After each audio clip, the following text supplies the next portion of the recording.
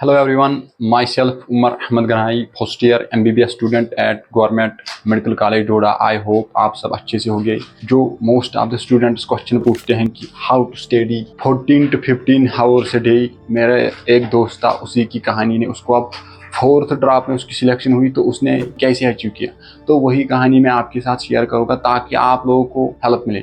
हमारी जो फ्रेंडशिप वो स्टार्ट हुई यही क्लास 11th से। तो क्लास 11th में वो मुझे मिला, मैं अगर कुछ डाउट उसको आता था तो मैं उसको पूछता था, या कभी उसको कोई डाउट आता था तो वो मुझे पूछता था। फिर ऐसे ही 12th भी चला गया। फिर जब नीट की बात आई तो वो भी ऑनलाइन प्लेटफार्म से पढ़ता था, तो मैं भी ऑनलाइन प्लेटफार्म से पढ़ता था।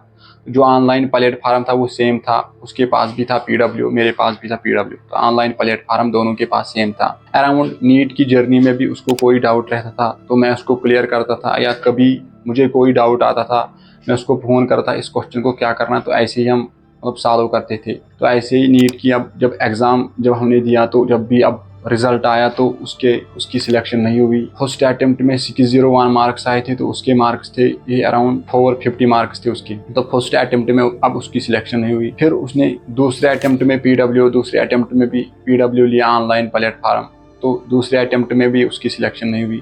अब ऐसे ही तीसरे अटेम्प्ट में भी उसकी अब कोई सिलेक्शन नहीं हुई है। फोर्थ अटेम्प्ट जो इस साल था उसका फोर्थ अटेम्प्ट, तो पहले मतलब उसने अब पीडब्ल्यू ही चूज़ किया ऑनलाइन प्लेटफार्म। जब वो पहले घर में मतलब पढ़ता था तो घर में जब उसको मतलब पापा भी कभी आते थे रूम में या मम्मी भी कभी आती थी रूम में, तो बस उसको यही पूछती हैं कि अब बेटा इस साल मतलब सिलेक्शन निकालनी है किसी भी हाल में।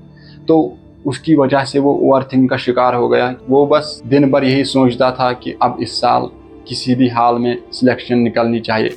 तो उसकी वजह से क्या होता था, उसको बहुत टाइम ज़ाया होता था और फिर वो मुझे फ़ोन करता अब मैं क्या करूँ। तो उसने फिर एट लास्ट लाइब्रेरी वो उसने ज्वाइन किया। तो जब वो पहले दिन जब वो लाइब्रेरी गया तो वो यही अराउंड 7-8 घंटे वहाँ पर पढ़ा। तो उसने जब वहाँ पर डेरे पर आया तो उसने मुझे फ़ोन किया कि मतलब एफिशिएंसी यही अराउंड 1 आवर या 2 आवर की निकली। तो उसने मुझे बोला कि मैंने 8 घंटे पढ़ा तो एफिशिएंसी क्यों कम आई। मैंने उसको बोला बस धीरे धीरे आपकी एफिशिएंसी बढ़ती जाएगी। 3 महीने से वो वहाँ पर पढ़ रहा था। तो फिर उसने किसी इंस्टीट्यूट से टेस्ट सीरीज ज्वाइन करके रखा था। तो जब उसने पहला टेस्ट दिया 720 का, तो उसमें उसको 250 मार्क्स आए थे। वो फिर पूरी तरीके से टूट गया था, क्योंकि उसको अब लगता था कि इस साल भी जो मेरे माँ बाप को सपना है वो पूरा नहीं हो जाएगा।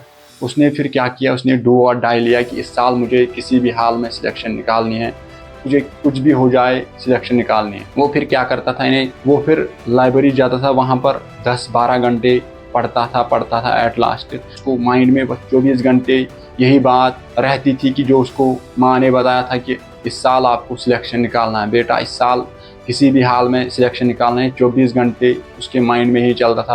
रात को भी जब वो मतलब नींद आती थी कभी स्टडी के दौरान, तो माइंड में बस यही चलता था कि इस साल सिलेक्शन निकालनी है। और जब नीट का एग्ज़ाम बहुत ही करीब था तो उन दिनों वो यही अराउंड 20 घंटे तक पढ़ता था, क्योंकि बहुत जुनून था अंदर, मोटिवेशन थी अंदर। माँ के लिए डॉक्टर बनना था, अपने माँ बाप के लिए डॉक्टर बनना था। और एट लास्ट इस साल नीट 2024 में उसका जो, क्योंकि वाकई उसने बहुत मेहनत की है तो रिजल्ट भी अच्छा आया होगा, 680 मार्क्स हैं। तो इस साल उसको कोई ना कोई गवर्नमेंट मेडिकल कॉलेज तो मिलेगा, क्योंकि ये होती है कि बात पहले आपको अंदर से सेल्फ मोटिवेशन होनी चाहिए, तभी आप कर पाओगे। क्योंकि अब आपको कैसे चलना है, देखो अब आप 14 से 15 घंटों को कैसे आप यूटिलाइज करना है। पहले तो आपको अपनी सिटिंग कैपेसिटी बढ़ानी है। जितनी आपकी सिटिंग कैपेसिटी धीरे धीरे बढ़ती है, तो पहले आपको जब आप दिन की शुरुआत करोगे सुबह से ही, तो आपको एक प्लान बनाना है। आज मुझे इस बुक को इतना टाइम देना है, इतने क्वेश्चन करने हैं, तो आपको अपने हिसाब से सिटिंग कैपेसिटी बनानी है। तो मिनिमम अगर आप सिटिंग कैपेसिटी बना सकते हो तो 3 आवर मिनिमम सिटिंग कैपेसिटी आपको बनानी है। क्योंकि जो नीट का भी एग्ज़ाम होता है वो 3 आवर्स 20 मिनट का होता है। तो आपको ये बात याद रखना कि 3 आवर्स की सिटिंग कैपेसिटी आपको बनानी है। 30 मिनट का या 15 मिनट का आप ब्रेक भी ले सकते हो। उसके बाद सिटिंग कैपेसिटी बहुत ही कम है, 1 घंटे की है, तो आप धीरे धीरे आप उसको बढ़ा सकते हो। तो एट अ टाइम आप 3 आवर्स पर सिटिंग कैपेसिटी नहीं बना सकते हो, तो डे बाय डे आपकी सिटिंग कैपेसिटी बढ़ेगी। और देखो जब आप सिटिंग कैपेसिटी ऐसे बढ़ा सकते हो तो फिर आपको ऐसे ही चलना है, मतलब 3-3 आवर्स का स्लॉट बनाना है। और अब आप उस दिन को कैसे प्रोडक्टिव बना सकते हो, इफिशिएंसी कैसे और ज़्यादा आ सकती है। 14 to 50 आवर्स दिन में पढ़ा तो लास्ट के जो 2 आवर्स हैं उनमें आपको क्या करना है, उनमें जो आपने दिन भर पढ़ा है उसको रिवाइज करना है। उसकी वजह से एफिशिएंसी बहुत ज़्यादा आएगी, क्योंकि जो आपने दिन में पढ़ा है जब आप उसको फिर से रिवाइज करोगे तो वो आपको फिर लंबे समय तक याद रहेगा, उसके कंसेप्ट और क्वेश्चन भी आपको फिर बहुत ज़्यादा बनेगी। तो ऐसे आप एक दिन में 15 से 16 घंटे पढ़ सकते हो और उसको एफिशिएंसी के साथ। 100% एफिशिएंसी तो किसी की नहीं आती है, 70-60% तो एफिशिएंसी एटलीस्ट आएगी। जब आप 2 आवर्स रिविजन के लिए रखोगे तो एफिशिएंसी 70 to 80% आएगी। और देखो, ये अब एक स्टूडेंट पर डिपेंड करता है कि सुबह में अब कौन सी बुक पढूं, शाम को कौन सी बुक पढूं, क्योंकि मैक्सिमम जो जब सुबह जाते हैं ना तो उस टाइम माइंड एक फ्रेश होता है, क्योंकि आपको उस टाइम उस सब्जेक्ट को पढ़ना है जो आप जिसमें आपको बहुत कुछ याद रखना है।